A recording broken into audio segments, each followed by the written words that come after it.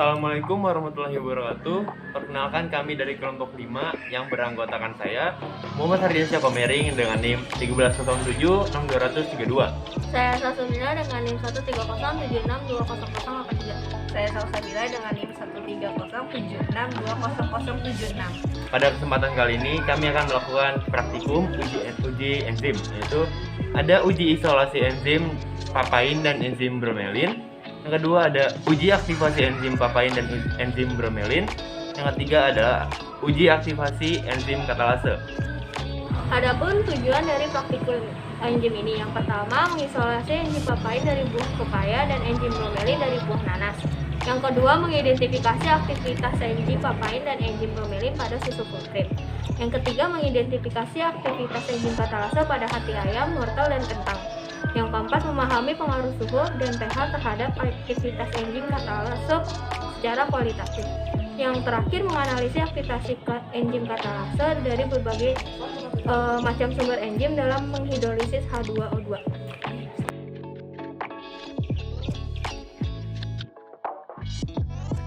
Prinsip praktikum kali ini ada 1. Uji isolasi papain dan enzim bromelin. Isolasi dan pemurnian enzim merupakan proses yang melibatkan beberapa tahap, yaitu ekstraksi, pengendapan protein, sentrifuge, dialisis, dan pemisahan dengan kromatografi kolom. Pada tahap ekstraksi, dinding dan membran sel dipecahkan sehingga enzim protein keluar ke dalam medium. Nanas mengandung enzim bromelin dan pepaya mengandung enzim papain. Enzim bromelin dan papain merupakan enzim protase yang dapat menghidrolisis protein. Alat dan bahan yang digunakan: alat 1. Pisau, 2. Wadah, 3. Pengaduk, 4. Saringan. Dan bahan yang digunakan: 1. Pepaya muda, 2.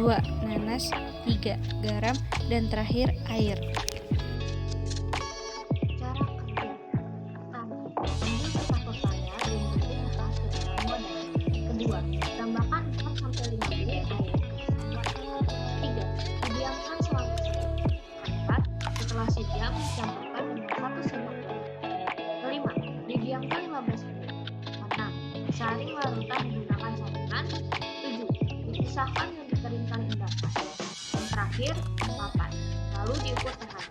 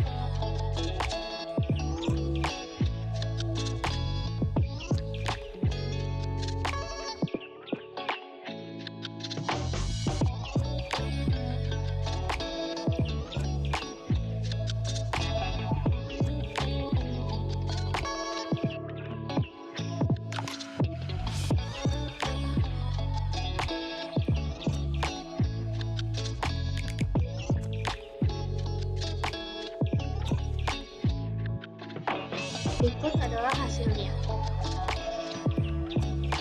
Pada bagian buah, daun dan batang pepaya memiliki getah putih yang mengandung enzim proteolytik atau enzim pemecah protein yang disebut enzim papain. Enzim papain berbentuk serbuk hidrokostik berwarna putih abu-abuan. Buah nanas mengandung komponen enzim bromelin yang merupakan enzim polymerase sulfohydride.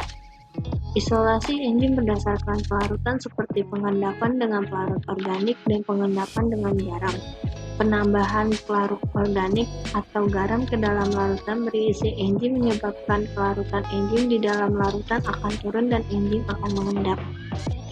Nanas mengandung enzim bromelin dan pepaya mengandung enzim papain. Enzim bromelin dan papain merupakan enzim protease yang dapat menghidrolisa protein. Hasil ekstrak berbentuk padatan bunga. pH enzim papain dan enzim bromelin adalah asam di bawah 7. pH enzim papain adalah 6 dan pH bromelin adalah 5.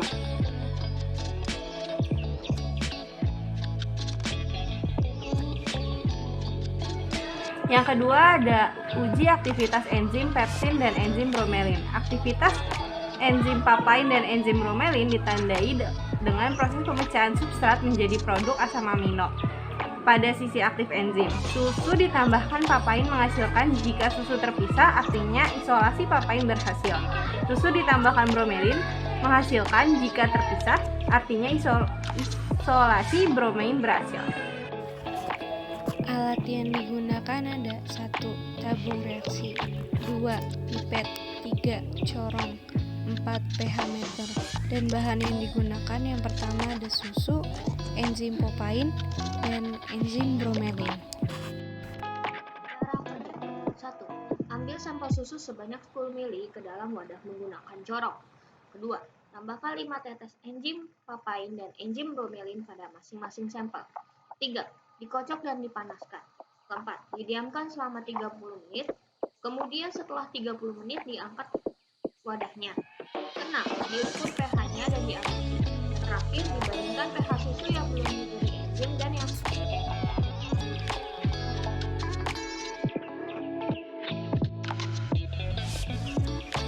berikut adalah hasilnya. Enzim papain dan enzim bromelin mempunyai sifat hidrolisa yang hampir mirip dengan enzim-enzim protease lainnya seperti renin dan fisik. Sebagian protein akan mengalami denaturasi bila dia dinaikkan yang mengakibatkan konsentrasi efektif enzim akan menurun dan daya kerja enzim akan menurun. Pada papain terbentuk gumpalan namun tidak sebanyak bromelin, sehingga enzim bromelin lebih terkoagulasi dan lebih berhasil. Terjadinya gumpalan pada susu ini terjadi karena susu mengandung protein berupa kasein yang mengalami penggumpalan ketika ditambahkan enzim.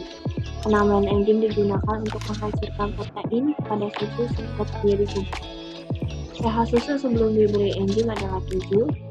Hasil yang terjadi ketika susu dicampurkan dengan enzim papain menghasilkan gumpalan dan pH sebesar. Sedangkan yang terjadi susu dicampur dengan enzim bromelin menghasilkan gumpalan juga yang banyak, melebihi gumpalan susu dengan enzim papain dan pH-nya sebesar 5.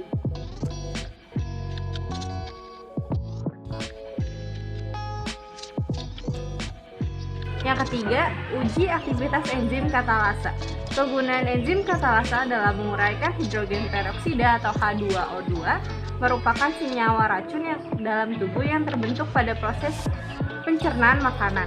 Dinyatakan positif bila menghasilkan enzim katalase yang ditandai dengan terbentuknya gelembung serta api akan menyala, dan negatif bila tidak ada gelembung udara serta api tidak menyala. Alat dan bahan yang digunakan untuk praktikum uji enzim katalase, alatnya ada 1. Tabung reaksi, 2. Pipet, 3. Pengaduk, 4. lidi, 5. korek. Dan bahan yang digunakan ada 1. Ekstrak wortel, 2. ekstrak kentang, 3. ekstrak hati ayam, 4. larutan baking soda, 5. cuka, dan terakhir ada H2O2. Cara kerja. 1. Siapkan 6 tabung reaksi yang diberi label A, B, C, D, E, dan F. 2. Masukkan ekstrak sampel ke dalam 5 tabung reaksi yang diberi label A, B, C, D, dan E. 3. Masukkan H2O2 ke dalam 5 tabung reaksi yang diberi label A, B, C, D, dan F. 4. Masukkan larutan baking soda pada tabung reaksi yang diberi label B. 5. Masukkan cuka pada tabung reaksi yang diberi label C. 6. Memanaskan tabung reaksi yang diberi label D. Semua tabung direaksikan dengan menutup mulut tabung reaksi dengan ibu jari. 8. Diamati jumlah gelembung gas yang terbentuk. 9. Diuji nyala api tersebut dengan bara api pada lidi. Yang terakhir, 10. Diamati nyala apinya.